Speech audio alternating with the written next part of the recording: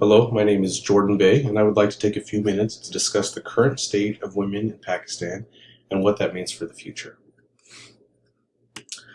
Women in Pakistan are not treated well.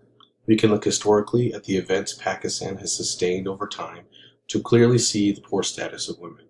Although current times are different from the much worse past, there is much yet to accomplish. What are the issues that women in Pakistan face? The Tribune reported as of 2017 that the female labor force is only at about 24%, which is merely half of what it is in Bangladesh. As women desire to work more, they must also gain more education to back that up. There is a very evident labor and education gap between men and women in Pakistan because of this. It is also reported in 2017 that only 26% of women in Pakistan over the age of 25 have any bit of secondary education. If we take a look at the chart on the right, we can see the labor gap between men and women, illustrated from 1992 through 2014. The gap appears to be decreasing, but not by much.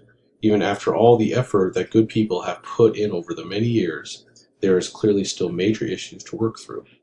Because of the wide educational and employment differences between men and women in Pakistan, there is clearly a definite lower status of women in Pakistan. Pakistan continues to also practice arranged marriages. It can mean life and death for a woman to defy her parents' wishes. Women do not have the ability to love the person they choose. This is the reason these horrific tragedies even take place. We hear of honor killings, as they are referred to, and stonings that take place if a woman is assumed to have done something unacceptable. We can read of several accounts where daughters are killed by their parents because they felt they had crossed a line.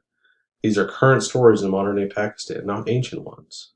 In September of 2017, just of last year, a man killed his two daughters because he thought they had boyfriends and was ashamed of them. The month prior, a man decapitated his wife because she refused to quit her job at a factory. The major issue here is that many Pakistan men feel they have the right to take a woman's life, even if it's due to honor, to justify that. What does this mean for Pakistan's future? The cultural and economic aspects of Pakistan are threatened. For the cultural and economic standing of Pakistan to see consistent improvement, there must be changes regarding the way women are seen and treated. If women are being held back from working, the labor force will never increase to what it could be. Pakistan will be inhibiting itself from possible growth. Change and growth can only happen if statements about how women should be treated are made. And ultimately, the lives of women are at stake. What is being done to change Pakistan's current stance on women? Many women are speaking out these days about the unbearable discrimination and abuse. Protests and movements seem to be making some form of a difference for Pakistani women. It at least helps establish what the world feels and the intention to fix what they feel is wrong. Marches are taking place to declare how women can and will be free from fear and control. Many women are speaking out as advocates for a better life that is full of education and purpose, and some of them have gone on to become politicians even. One of the major actions done to improve the situation in Pakistan was in enacting an anti-honor killing law. This was done in 2016. The law has established harsher punishments for those who participate in such wrongful actions, as well as rape. But that doesn't mean women are seen as equals, and surely they are not being treated as equals, regardless of the enacted law.